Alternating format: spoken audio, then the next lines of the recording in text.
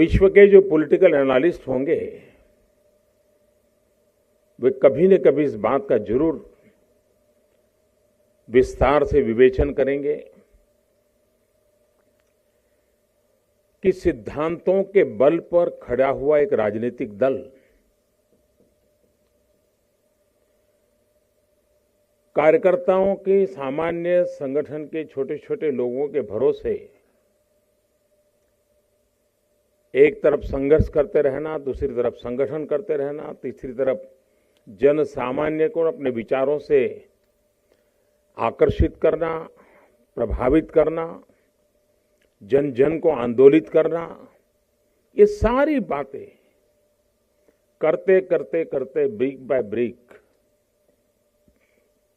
इतना बड़ा संगठन का निर्माण हो।